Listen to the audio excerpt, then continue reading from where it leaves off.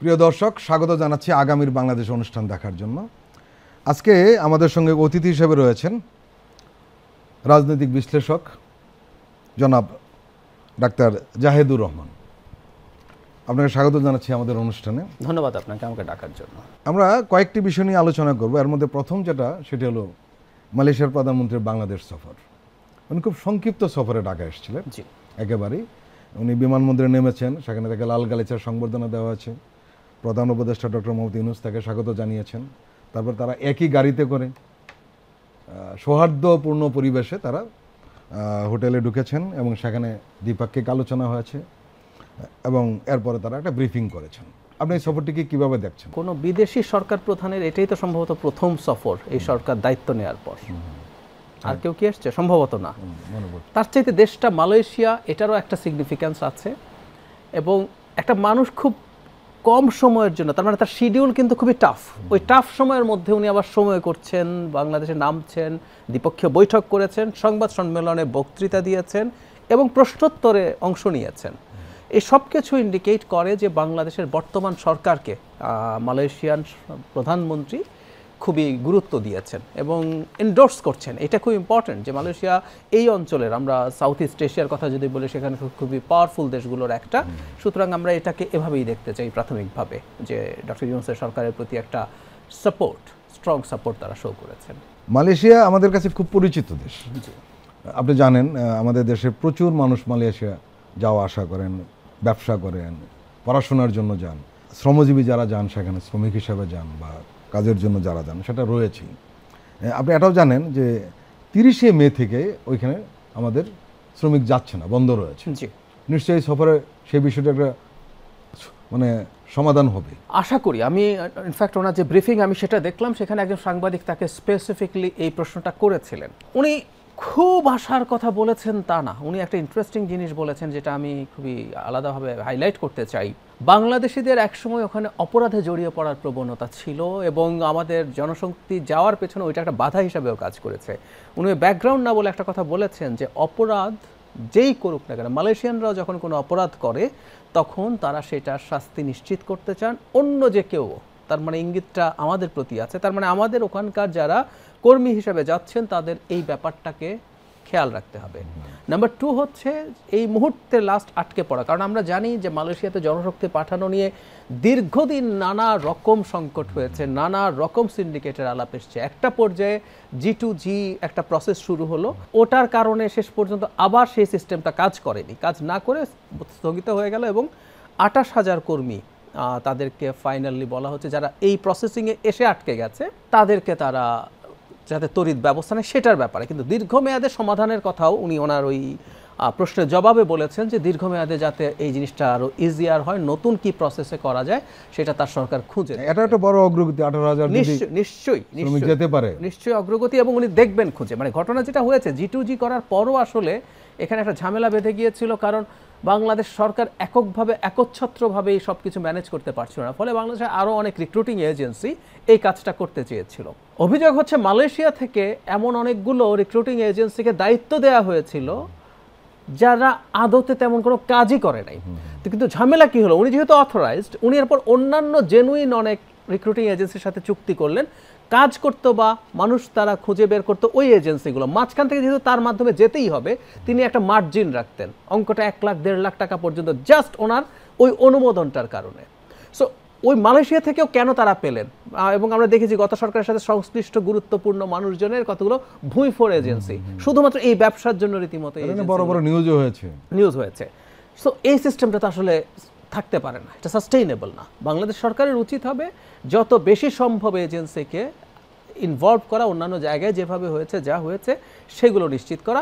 আরেকটা জিনিস আমি মনে করি, আমি কিন্তু আজকে মালয়েশিয়ান প্রাইম মিনিস্টারের বক্তব্য শুনে আমার কাছে মনে হয়েছে উনি বাংলাদেশের মাটিতে এসে অপরাধের কথা যখন উল্লেখ করছেন, আমাদের এটা নিশ্চিত করতে হবে, প্রচুর কাউন্সেলিং করতে হবে।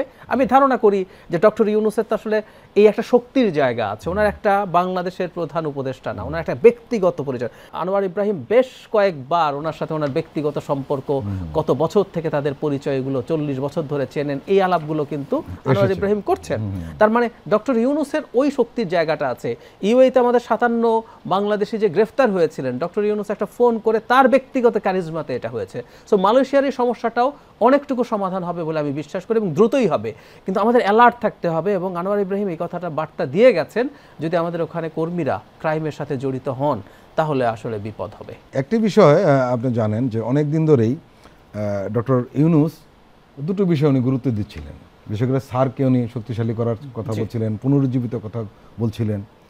আসিয়ানের প্রসঙ্গে এসছে, আসিয়ানের প্রসঙ্গ মূলত এসছে, আপনি জানেন সেখানে উনি যখন নিউ ইয়র্কে যান, সেখানে জো বাইডেনদের সঙ্গে যখন আলাপ হলেন, তখন কিন্তু আমেরিকা থেকে বলা হয়েছিল যে রোহিঙ্গা সমস্যার সমাধানের জন্য আসিয়ানের সাথে সম্পর্কটা জোরালো যাতে করে বাংলাদেশ সরকার, এবং সেই কারণে বারবার আসিয়ানের প্রসঙ্গে এসছে। এবং আনোয়ার ইব্রাহিমও কিন্তু একটা যৌথ সংবাদ সম্মেলনে আজকে বলেছেন যে এই অঞ্চল শান্তিপূর্ণ রাখতে আসিয়ানকে আরও কার্যকর করতে চায় মালয়েশিয়া। এই বিষয়ে কিছু বলবেন? খুবই গুরুত্বপূর্ণ দুটো পয়েন্ট আছে। একটা হলো এই অঞ্চলকে এই মুহূর্তে আসিয়ান যে চেহারায় আছে, এই অঞ্চলকে শান্তিপূর্ণ রাখতে সেটা রোল। আর 2 নম্বর হচ্ছে বাংলাদেশ আসিয়ানের সদস্য হতে চায়। আমি এই জায়গাটা নিয়ে একটু গুরুত্ব দিতে চাই। খুব বেশি আলোচিত এবার হয়নি, কিন্তু ডক্টর ইউনূসের এটা একটা আগ্রহের জায়গা, এবং আমি ব্যক্তিগতভাবে এটাকে খুবই সঠিক সিদ্ধান্ত মনে করি। প্রাথমিকভাবে এই অঞ্চল নিয়ে আমরা যেহেতু রোহিঙ্গা সংকট নিয়ে আছি, এবং এটার মূল জায়গা হচ্ছে মিয়ানমার, যেটা আসিয়ানের একটা সদস্য। আসিয়ান 10টা দেশের একটা সংগঠন, যার একটা সর্বশেষ মিয়ানমার হলো সর্বশেষ সম্ভবত ক্যাম্বোডিয়া হয়েছে, তার আগেরটাই মিয়ানমার হয়েছে, তাও 2000-এর আগে 97 বা 98-তে। সো মিয়ানমারও অনেক দিন আসিয়ানের সদস্য। এখানে একটা ইন্টারেস্টিং ফাইন্ডিং আছে। আসিয়ান যখন প্রথম প্রতিষ্ঠিত হয়, তার যে উদ্দেশ্য ছিল, ধাপে ধাপে এটা পাল্টেছে, কিন্তু তাদের একটা কথা সবসময় তাদের মধ্যে অলিখিতভাবে একটা নিয়ম ছিল যে তারা কোনো দেশের অভ্যন্তরীণ পলিটিক্যাল ইস্যুজে কথা বলবে না। প্রথম তারা তাদের সিকিউরিটি নিয়ে কথা বলেছে, পরে তাদের মধ্যে ফ্রি ট্রেড হয়েছে, 2007-এ আসিয়ান চার্টার হয়েছে, যেখানে তাদের মধ্যে একটা ফ্রি মার্কেট এবং ফ্রি ট্রেডের আলাপ হয়েছে, কিন্তু ইন্টারনাল ইস্যুতে কথা বলবে না বলা হয়েছিল। ইন্টারেস্টিংলি মিয়ানমারের ক্ষেত্রে গ্লোবাল চাপের কাছে পরে আসিয়ান কিন্তু সিদ্ধান্ত নিতে বাধ্য হয়েছে। লাস্ট যে সামিট হয়েছে সেখানে মিয়ানমারের চিফকে ডাকা হয়নি। সো একটা ইঙ্গিত এবং বার্তা আছে। সুতরাং আসিয়ান চাইলে এখানে প্রেশার তৈরি করতে পারে। এটা হলো এই রিজিয়নের কাজ নিয়ে। আমরা যেটা মনে করি, ডক্টর ইউনূস ক্ষমতায় আসার পর থেকে একটা জিনিস বার্তা জাতির কাছে দিতে চেয়েছেন, গ্লোবালি দিতে চেয়েছেন, সেটা হলো আমরা বাইল্যাটারাল না, মাল্টিল্যাটারালিজম চাই, এবং সত্যিকার অর্থে আমাদের মতো দেশের জন্য মাল্টিল্যাটারাল ফোরামই সবসময় ভালো। সে কারণে উনি সার্ককে পুনরুজ্জীবিত করতে বলেছেন। উনি ভয়েস অফ আমেরিকার সাথে ইন্টারভিউতে এটা বলেছিলেন, উনি যদি সুযোগ পেতেন সবাইকে নিয়ে অ্যাটলিস্ট একটা ছবি তুলতে চাইতেন। এবং আমরা জানি ভারতের বাধার কারণে এটা কার্যকর হচ্ছে না, এবং অদূর ভবিষ্যতে সার্ক খুব বেশি কার্যকর হবে না। কিন্তু ডক্টর ইউনূস এই প্রসঙ্গে বার্তা দিয়ে রেখেছেন যে আমরা আসিয়ানেরও সদস্য হতে চাই। আসিয়ানের একটা সদস্য দেশের সাথে আমাদের বর্ডার আছে, মিয়ানমারের সাথে বর্ডারই আছে। এখন আসিয়ান নিয়ে কয়েকটা কথা একটু বলি। আসিয়ানের জনসংখ্যা হচ্ছে 67 কোটি টোটাল সব দেশ। যদি আপনি যদি আসিয়ানকে একটা দেশ ধরেন তাহলে পৃথিবীর 3rd হাইয়েস্ট, চায়না ইন্ডিয়ার পর। কিন্তু ইন্টারেস্টিং হচ্ছে আসিয়ানের টোটাল জিডিপি ইন্ডিয়ার প্রায় কাছাকাছি, অথচ ইন্ডিয়ার জনসংখ্যা হচ্ছে আসিয়ানের 2.5 গুণ। তার মানে এদের পার ক্যাপিটা কত বেশি, অনেক বেশি।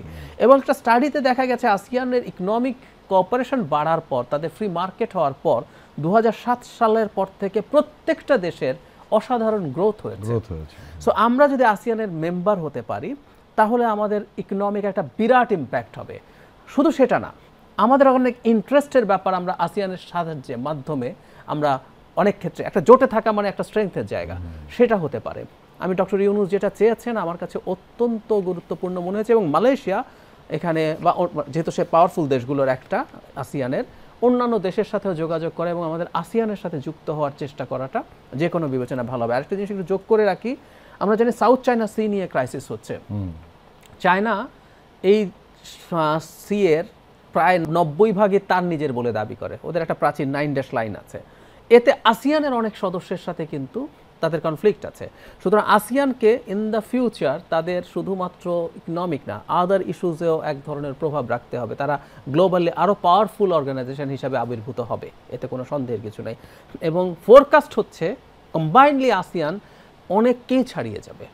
সুতরাং সিকিউরিটি, সুতরাং মিউচুয়াল কোঅপারেশন, পলিটিক্যাল ইস্যুস এবং অর্থনীতি যদি বিবেচনা করি আমাদের জন্য অসাধারণ একটা বিষয় হবে। ডক্টর জাহিদ, আপনি ইন্টারন্যাশনাল বিষয়গুলো ভালো মতো স্টাডি করেন বলে আমরা জানি। আপনি লক্ষ্য করেছেন যে কোনো জোটে যাওয়ার ব্যাপারে কেউ কেউ বাধাগ্রস্ত হয়ে দাঁড়ায়? জি, নিশ্চয়ই বাধাগ্রস্ত হয়ে দাঁড়ায়।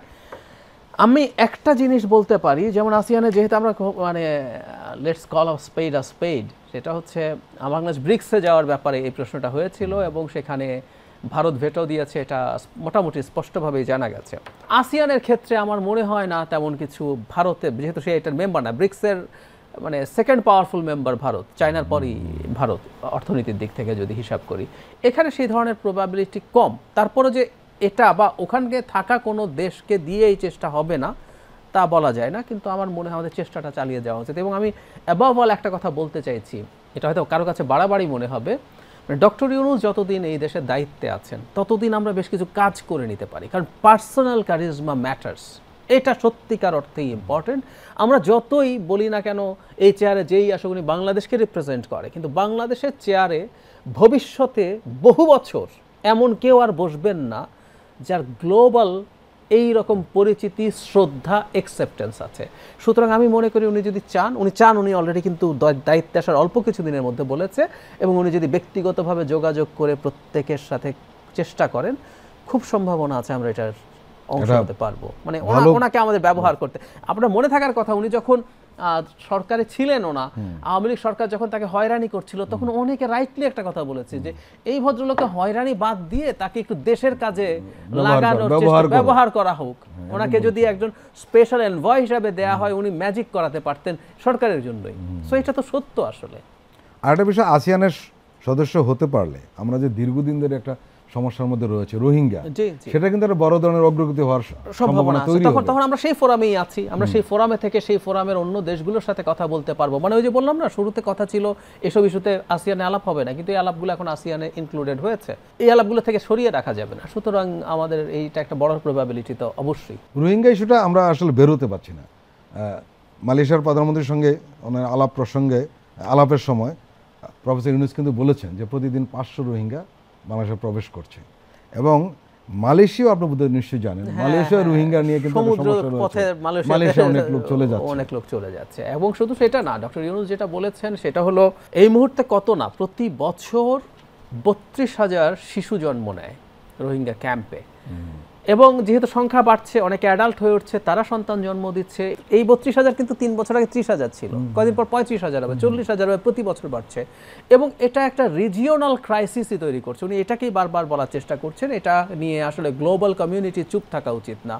এবং আমি এই জিনিসটা এবার দেখতে পাচ্ছি যে দীর্ঘদিন আওয়ামী লীগ সরকার যেটা করেছিল, রোহিঙ্গাকে মিয়ানমারের সাথে একটা বাইল্যাটারাল ইস্যুতে পরিণত করেছিল। এটা মূলত চায়না চেয়েছে এভাবে, সেই কারণে দিল্লিও চেয়েছিল, আমরা যতটুকু জানি দিল্লিও চেয়েছিল। তো এখন চায়নারও দুই দেশই একমত ছিল এই জায়গায়। এরপর যেটা দাঁড়ালো, আপনি এখন ইন্টারন্যাশনালাইজ করছেন। ডক্টর ইউনূস রোহিঙ্গা নিয়ে জাতিসংঘে, এটা খুবই ইম্পর্টেন্ট। জানেন, গত সরকারটা আমাদের দর্শকরা সবাই হয়তো খেয়াল করেননি বা অনেকে পয়েন্ট আউট করেননি, গত সরকারটা একটা পর্যায়ে এসে 17 সালের পর থেকে বাংলাদেশ সরকার রোহিঙ্গা শব্দটা বলতো না, মিয়ানমার পছন্দ করে না বলে। তারা বলতো displaced people of Rakhine Province.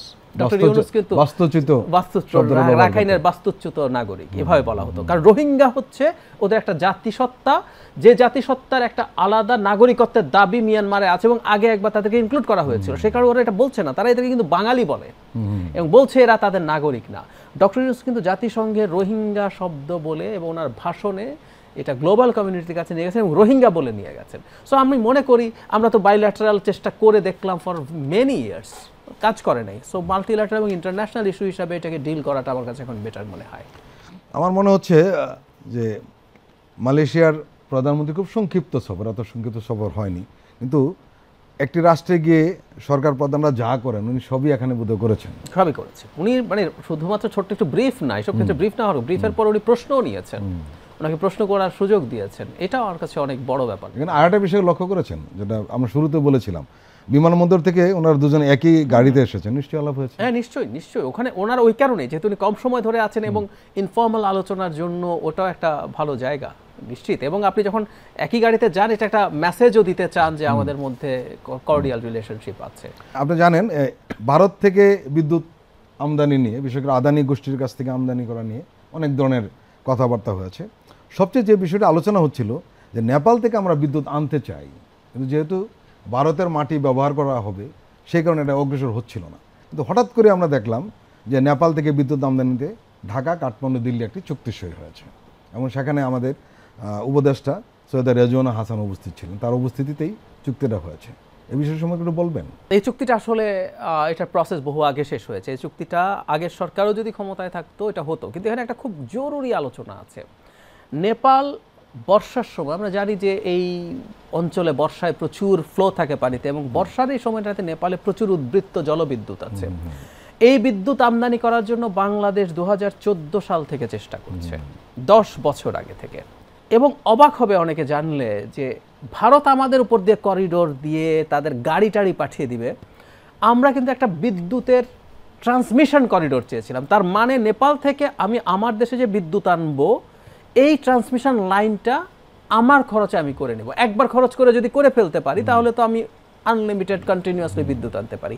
আমরা আজও কিন্তু এই পারমিশন পাইনি। আমরা করিডোর টরিডোর সব দিয়ে দিয়েছি, তারা একটার পর একটা নতুন করে করিডোর চাচ্ছে, নতুন করিডোর দেওয়া হয়েছে, আরও দেওয়া হচ্ছে। এখনও এই চুক্তিটা ত্রিপক্ষীয় কেন? কারণ এই ভারতের যে সামান্য এই 20-21 কিলোমিটার জায়গা, এটা ভারতের ট্রান্সমিশন আমাদেরকে ব্যবহার করতে হবে এবং সেটা রেন্ট তাকে দিতে হবে। খেয়াল করি আমরা, এই হয়েছিল আমাদের আন্তর্জাতিক সম্পর্কের জায়গা, এবং এখনও অতি সামান্য বিদ্যুৎ আসছে। ভারত বিদ্যুৎ নেপালের যা উদ্বৃত্ত আছে সে কিন্তু সেটার আদা নিজে কিনে ফেলছে। কারণ বিদ্যুৎ তো আসলে কোন বিদ্যুৎ আপনার আমার দেশে আসে আমরা জানি না। আমরা আদানি ছাড়াও তো আরও অনেক জায়গায়, ত্রিপুরা সহ বিভিন্ন জায়গা থেকে বিদ্যুৎ কিনি। নেপালের বিদ্যুৎই আপনি হয়তো আপনার নিজেরও বিদ্যুৎ আছে, কিনছেন, সেটা উদ্বৃত্ত হচ্ছে, সেটা আপনি আমার কাছে বেশি দামে এক্সপোর্ট করছেন। আমি নেপালের কাছ থেকে কিন্তু সরাসরি বিদ্যুৎ কেনার পথ এখনও কিনছি, কিন্তু এই ট্রান্সমিশনটা পাইনি। এইটুকু করিডোরও আমাদেরকে দেওয়া হয়নি। এখন আমাদের কোনো গাড়ি টাড়ি কিছু যাবে না, জাস্ট কিছু পোল থাকবে, কিছু বিদ্যুতের লাইন থাকবে।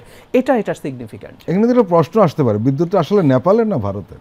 এখন এখানে নেপাল থেকেই আসবে বলা হচ্ছে, ভারতের লাইন। এখন যেটা থেকেই আসুক, আমরা তো চুক্তিটা নেপালের সাথে করেছি, কিন্তু যে মাঝখানে যে এসে আমাকে একটা এক্সট্রা চার্জ দিতে হয়, এই চার্জটা তো আসলে দরকার ছিল না যদি আমরা একসাথে সরাসরি আনতে পারতাম। এবং নেপালে হাইড্রো ইলেকট্রিক প্রজেক্টের আনবিলিভেবল ভবিষ্যৎ আছে, মানে হাজার হাজার মেগাওয়াট বিদ্যুৎ ওখানে তৈরি হবে। সো আমরা যদি লাইনটা করে ফেলতে পারতাম, আমরা অনেক বেশি বিদ্যুৎ ভবিষ্যতে আনার সুযোগ ছিল। এবং নেপালে এত বিদ্যুৎ হবে, নেপাল এই সময়টায়, নেপাল যে সময় অনেক বেশি বিদ্যুৎ উৎপন্ন করে, সেই সময়টা আবার আমাদেরও ক্রাইসিসের সময়। আমরা কিন্তু মোটামুটি অনেক তুলনামূলক কম দামে বিদ্যুৎ। আসলে একটা মনস্তাত্ত্বিক ব্যাপারও রয়েছে ডক্টর জাহিদ। জি, আমার লাইন দিয়ে আমি বিদ্যুৎ আনবো, আমি লাইনটা তৈরি করব, এই সুযোগটুকু ভারত দেয়নি। তার লাইন দিয়ে আমাকে বিদ্যুৎ নিতে হচ্ছে। এটা কেমন জানি অবশ্যই অসমতা। ওই যে আমি সাথে সাথে তুলনা দিলাম, শেখ হাসিনা সর্বশেষ যে ভারত সফরে গেছেন, ওখানে বেশ কয়েকটা করিডোর আপনি দিয়ে এসেছেন যেখানে ভারতীয় ভেহিকলস যাবে, এবং সেই ভেহিকলসের মধ্যে কি থাকবে না থাকবে মোটামুটি প্রকাশই হয়েছে, অস্ত্র থাকবে, সৈন্য থাকবে। তো এই যদি পরিস্থিতি হয়, আমি আপনাকে এই সব দিয়ে দিলাম, আর আমরা তো দীর্ঘদিন নেপাল ভুটানের সাথে সরাসরি সড়ক যোগাযোগ চেয়েছিলাম, যে তোমাকে এগুলো দিচ্ছি, ওইটুকু হয় নাই। আমরা একটা বিদ্যুৎ করিডোর নেব যেখানে আমাদের ভেহিকলও যাবে, সেটাও দেওয়া হয়নি। মানে এই হচ্ছে অসম সম্পর্কের, মানে বাংলাদেশ ভারতের সাথে সম্পর্ক। আগের সরকার বলতো এটা নাকি আইডিয়াল সম্পর্ক, সারা পৃথিবীর কাছে এটা দেখানোর মতো সম্পর্ক, রোল মডেল সম্পর্ক।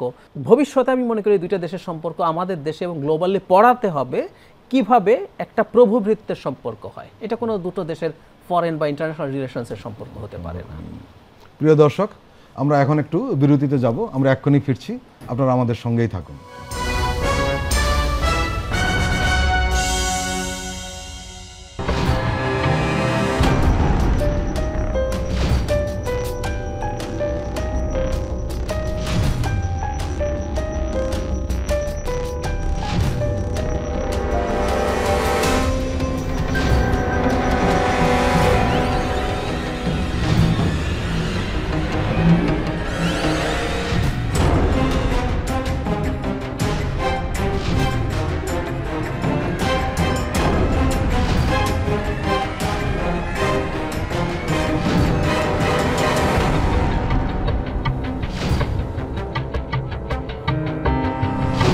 কেমন আছে অর্থনীতি? প্রযোজনা মোহাম্মদ নাসির উদ্দিন ও ইয়াসমিন আক্তার। দেখবেন প্রতি সোম ও মঙ্গলবার রাত 10:20।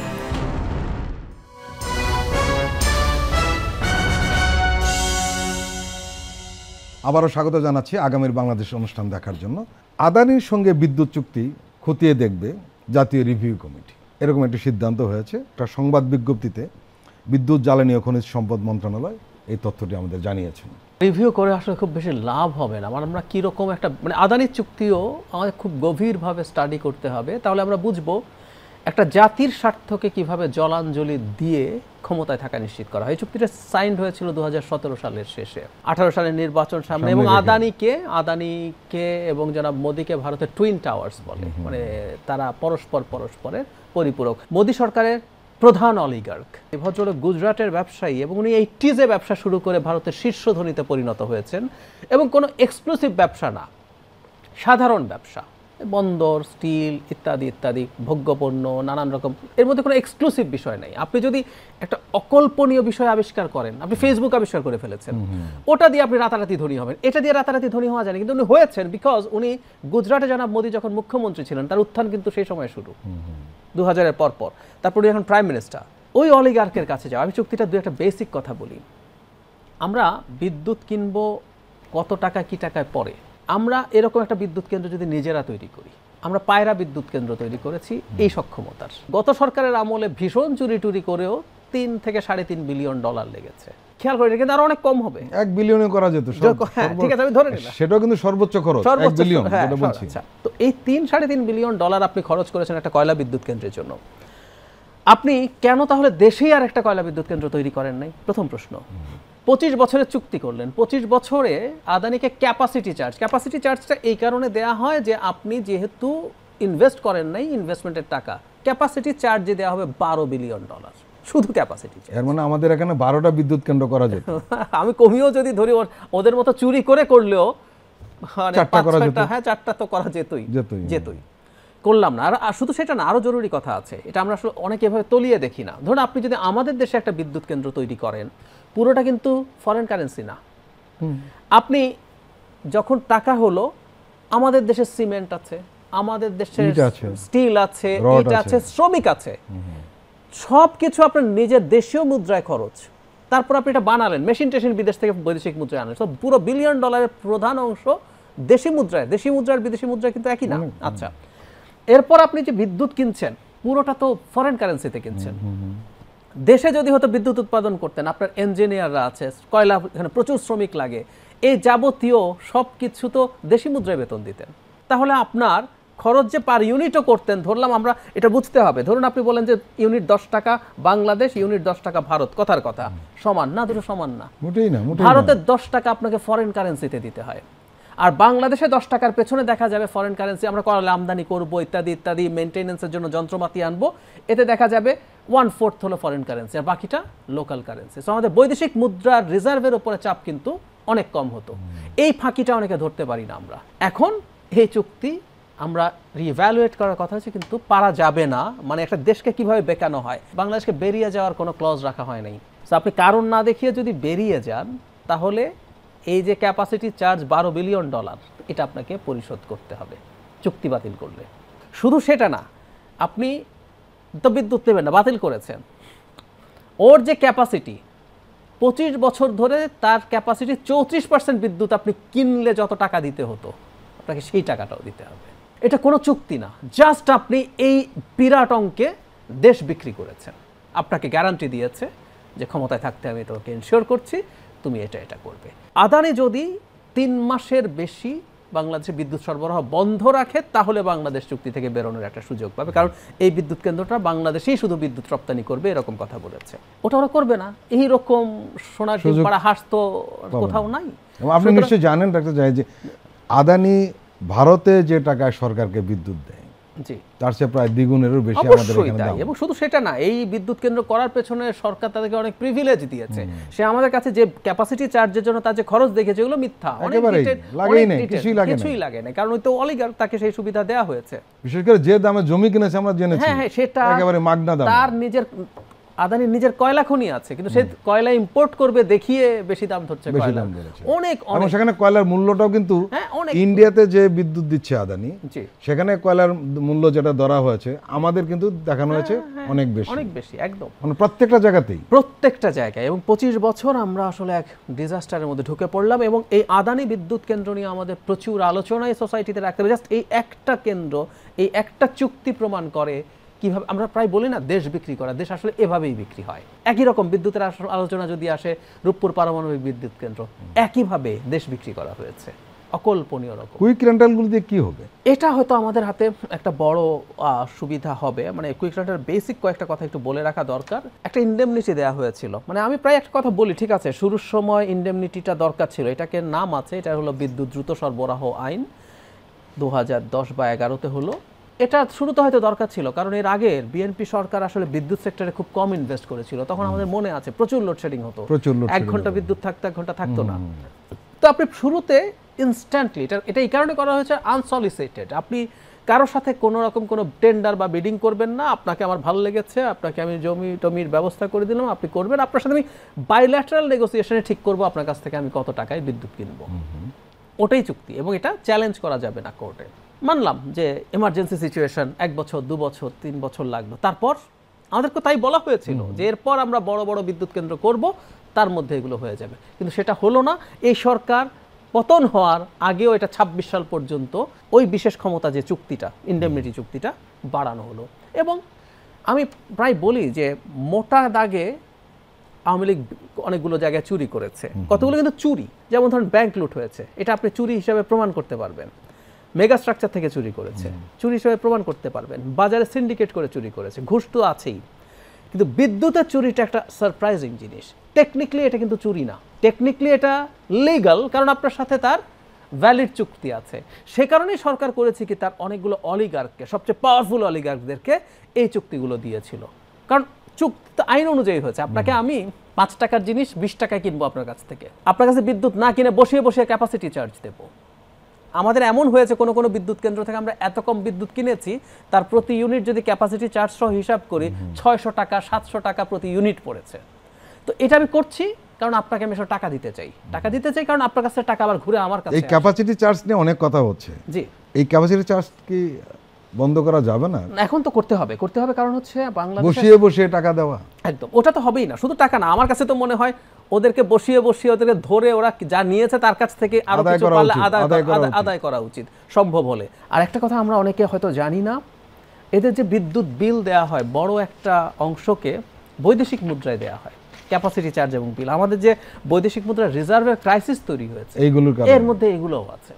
অনেককে টাকায়ও যদি দেন, আপনি ডলারের মূল্যের সাথে মিলিয়ে দিতে হবে, সেখানে আবার টাকার পরিমাণ বেশি লাগে। এই ধরনের পরিস্থিতি, মানে কিভাবে দেশ কি করা আছে। সুতরাং এই বিদ্যুৎ কেন্দ্রগুলো নিয়ে সার্ভে করা হচ্ছে, এবং এসেনশিয়াল কিছু ছাড়া বাকিগুলো আমি এই সরকারের প্রতি আমি কনফিডেন্টলি বলতে পারি যে তারা ব্যবস্থা নেবেন এবং বন্ধ করে দেবেন। এবং যারা যারা এইসব ক্ষেত্রে এসব করেছে, কারো কারো ক্ষেত্রে সম্ভব হলে সেগুলো যদি কিছুটা ফিরিয়ে আনা যায়, সে চেষ্টা করা দরকার। আসলে কিছু ক্ষেত্রে এই সরকারকে, যেহেতু জনগণের সরকার, আপনি একদিন বলেছিলেন এই টকশোতেই, হাজার হাজার মানুষের রক্তের বিনিময়ে এই সরকারকে আরেকটু অ্যাক্টিভ রুল হলে ভালো হতো, অনেকেই বলছেন। নিশ্চয়ই active and visible, which is very important. Law নিয়ে একটা কথা বলা হয় যে ন্যায় বিচার হতেই হবে, কিন্তু ন্যায় বিচারটাকে ভিজিবলও হতে হবে।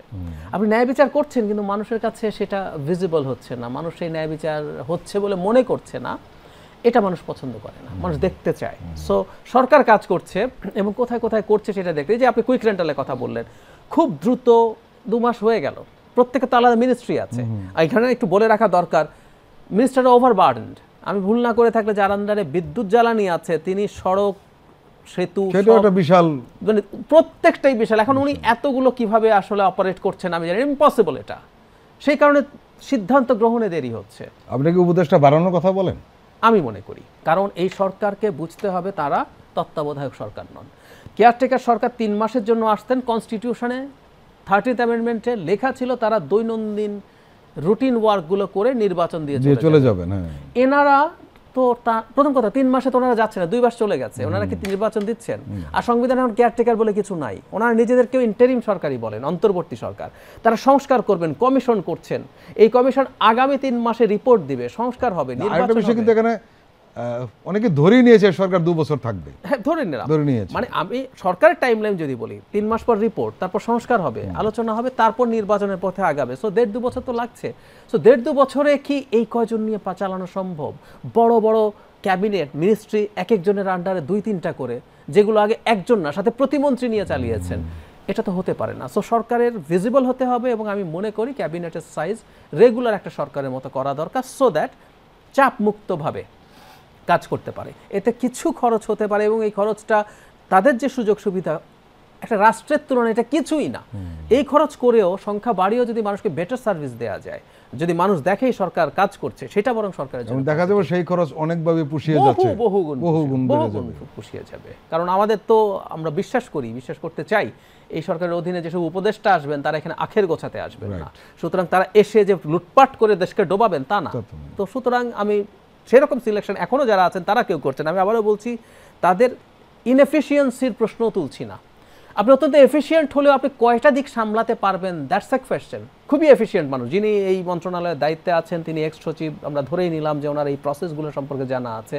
উনি বিদ্যুৎ মন্ত্রণালয়ের সচিব হিসেবে ছিলেনও, কিন্তু ওনাকে এখন মানে যোগাযোগ এবং সেতু মন্ত্রণালয় এই পুরোটাও ওনার অধীনে। খেয়াল করি আমরা, এগুলো তো আসলে পারা সম্ভব না। আপনি সুপারম্যান নন, সেটাই, কেউই সুপারম্যান না, সুতরাং এটা পারবে না। আমরা এখন অন্য একটি প্রসঙ্গে যাব, সাইবার নিরাপত্তা আইন। জি, এটা নিয়ে অনেক কথাবার্তা হয়েছে, অনেকেই এই আইনের জাতাকলে পড়ে কারাগারে কাটিয়েছেন, এবং দীর্ঘদিন অন্যায়ভাবে তারা শাস্তি ভোগ করেছেন। কারণ যেহেতু চার্জশিট দেওয়া হয়নি দীর্ঘদিন, কি কারণে তাকে অ্যারেস্ট করা হলো, একটা আইনগত পদ্ধতি, কোর্টে আনা না আনা, এগুলো নিয়ে নানান ধরনের আমরা দেখেছি দীর্ঘদিন ধরে। এবং আমরা অনেকে আশা করেছিলাম যে এই সরকার এসে খুব দ্রুত এই বিষয়টি পদক্ষেপ নেবে। যদিও আইন উপদেষ্টা গত বৃহস্পতিবার একটা অনুষ্ঠানে উনি বলেছেন যে সাইবার নিরাপত্তা আইন বাতিল হবে। যে অনুষ্ঠানটা হয়েছে এটা একটা গোল টেবিল হয়েছিল, এবং I was invited over there. So আমি ওখানে কি হয়েছে, কি সংশোধন প্রস্তাব করা হয়েছে, আমি নিজেও আলোচনায় অংশ নিয়েছি। শুরুতেই আইন উপদেষ্টা রাইটলি বলেছিলেন যে এটা একটা সংশোধন প্রস্তাব। উনি বলছেন না যে উনি সাইবার নিরাপত্তা আইন সংশোধন করতে চান, কারণ নতুন আইন করতে গেলেও আগের আইনের খারাপ কি ছিল এটা তো আমাদের জানতে হবে। সো এই আলোচনার জন্যই এটা উনি উপস্থাপন করছেন। এবং খুবই ইন্টারেস্টিংলি ওইখানে গোল টেবিলে যতজন ছিলেন, ওখানে লয়ের এক্সপার্ট ছিলেন, এর মধ্যে ভার্সিটির প্রফেসর ছিলেন, লয়ের প্র্যাকটিসিং টপ লয়ার্স ছিলেন। যেহেতু এটা সাইবার নিরাপত্তা, এটা যেহেতু কম্পিউটারের সাথে, ডিজিটাল টেকনোলজির সাথে রিলেটেড, ওখানে কম্পিউটার বিজ্ঞানের প্রফেসররা ছিলেন, টিচাররা ছিলেন, ওখানে ভিকটিমরা ছিলেন, ভিকটিমরা তাদের এক্সপিরিয়েন্স বলেছেন। একজনও এই আইনটা সংশোধন করা যাবে এই কথা বলেননি, বাতিল চেয়েছেন, প্রত্যেকে বাতিল চেয়েছেন। এভরিবডি, দেশের বাইরে অনেকে কানেক্টেড হয়েছেন, বিভিন্ন ক্ষেত্রে এক্সপার্টরা কানেক্টেড হয়েছেন, কেউ বলেন না যে এটা আর অ্যামেন্ড করা যাবে না। এখন অ্যামেন্ড না করে নতুন করে কি করা যাবে সেটা নিয়ে আলোচনা আছে। এখানে আমরা একটা ধন্যবাদ দিতে চাই সরকারকে। সরকার কিন্তু এই আইনগুলো, এটাও না শুধু গুলো, এর আগে ডিজিটাল, তার আগে আইসিটি অ্যাক্টেরও কিছু মামলা কিন্তু রয়ে গেছে। সেই প্রথম যে আইনটা হয়েছিল 57 ধারার অনেক মামলা কিন্তু এখনও আছে যেগুলো প্রসিড করছে। সবগুলো মামলা খুব অবিলম্বে তারা তুলে নেবেন এরকম কথা বলছেন। যে আলোচনাগুলো এসছে এখানে আমি একটু যোগ করতে চাই, সেটা হলো নতুন আইনে অলরেডি ওনারা কতগুলো সিদ্ধান্ত নিয়েছেন, উইচ ইজ ভেরি ইম্পর্টেন্ট। সেটা হলো বাক স্বাধীনতা। আসলে ডিজিটাল সিকিউরিটি অ্যাক্ট কিন্তু আমাদের একটা লাগবে, এটা ডিজিটাল বলি, সাইবার বলি, সারা পৃথিবীতে রয়েছে। না লাগবে কেন? ধরুন কম্পিউটারকে বেস করে অনেকগুলো ক্রাইম হয় প্রচুর। আপনি আমার কম্পিউটার সিস্টেমে ঢুকে হ্যাক করে আমার পুরো সব কিছু ধ্বংস করে দিতে পারেন। ইদানিং বিশেষ করে নারীদের উপরে মারাত্মক সব ঘটনা ঘটে, বুলিং হচ্ছে প্রচুর। আপনি ফেক ছবি তৈরি করছেন, সামনে এআই আসছে, আপনি যে কারোর ছবি একটা বসিয়ে ভিডিও বানিয়ে ছাড়তে পারেন। সো নানাভাবে হিউমিলিয়েশন আছে, এইগুলো দরকার আছে। কিন্তু আসলে ডিজিটাল সিকিউরিটি অ্যাক্ট গত সরকার ব্যবহার করেছে মত প্রকাশকে ধ্বংস করার জন্য, বন্ধ করার জন্য। সর্বতোভাবে এই সিদ্ধান্ত হয়েছে যে মত প্রকাশকে অবারিত রাখার জন্যই ভবিষ্যতের আইনটাতে এমন কিছু থাকবে না। আমি উদাহরণ দিই, যেমন ধরুন মানহানি।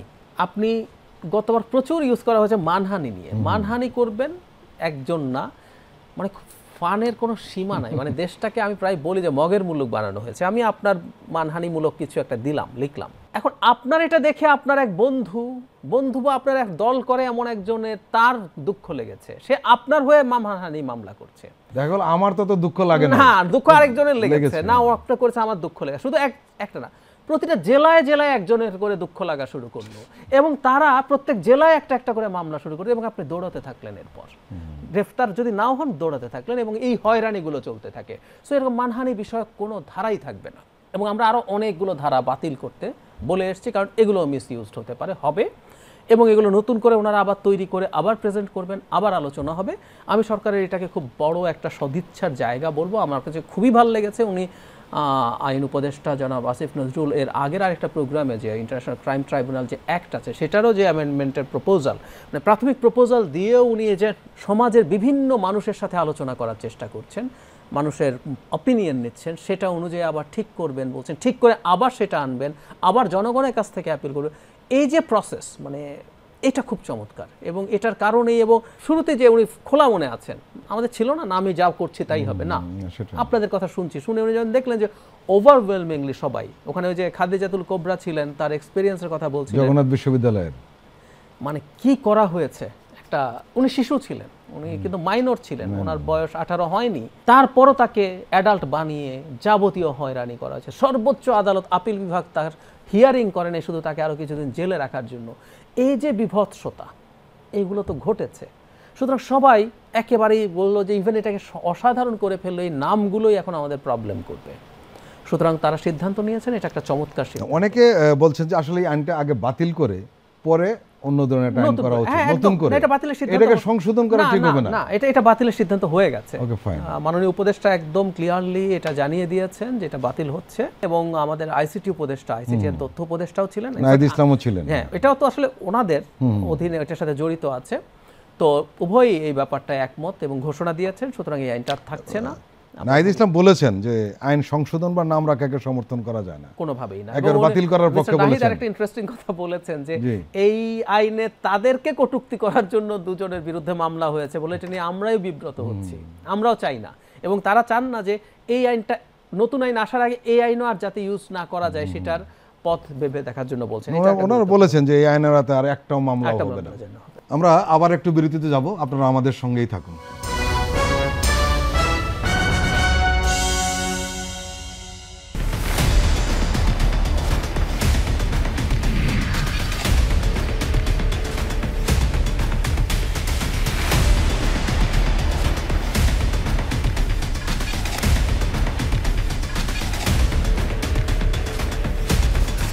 নিপীড়নের গল্প, প্রযোজনা মোহাম্মদ হাসান রিয়াদ ও গোলাম মোর্শেদ। দেখবেন প্রতি শুক্র ও শনিবার সন্ধ্যা 7টায়।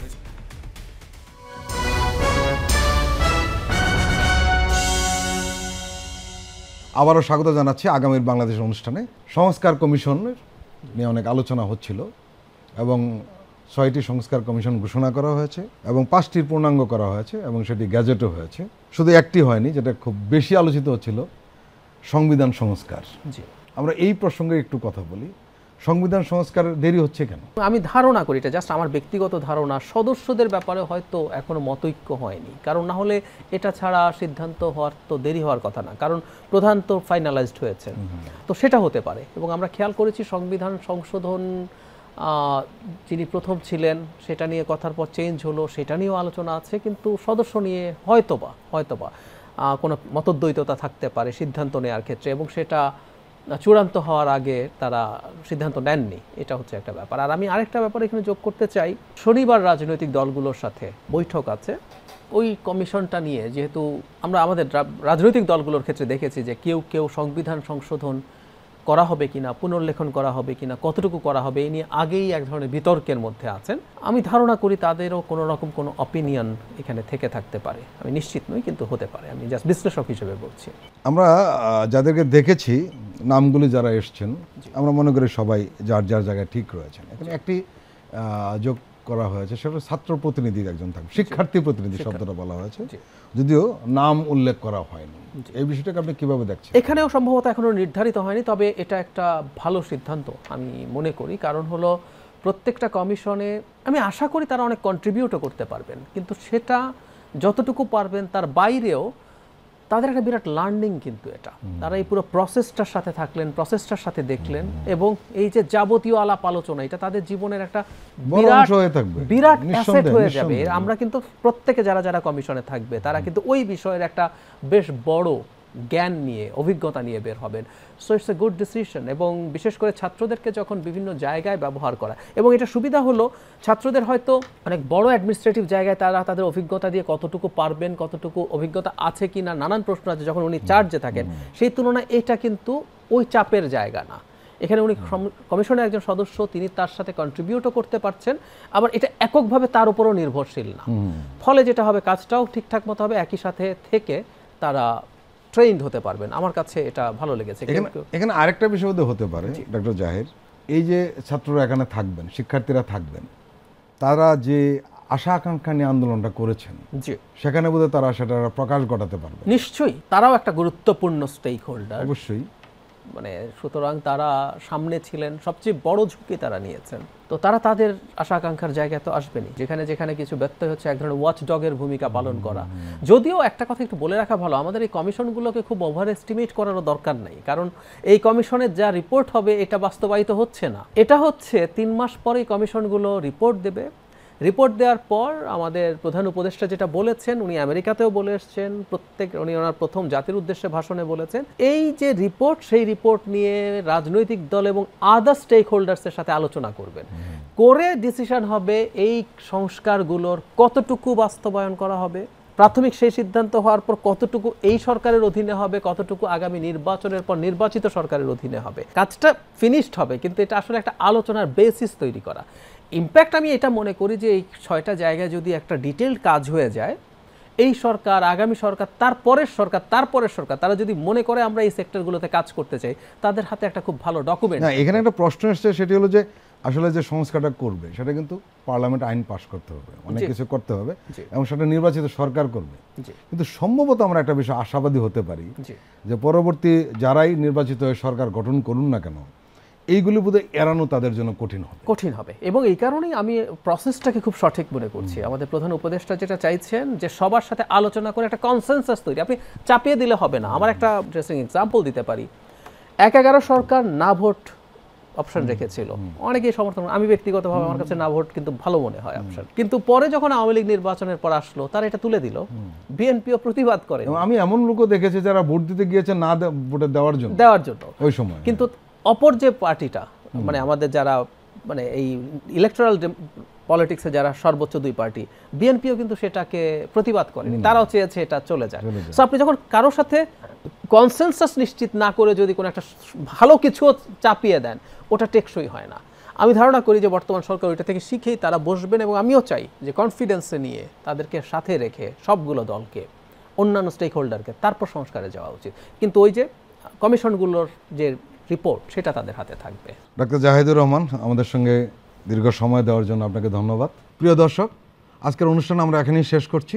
আপনারা ভালো থাকবেন, সুস্থ থাকবেন। আল্লাহ হাফেজ।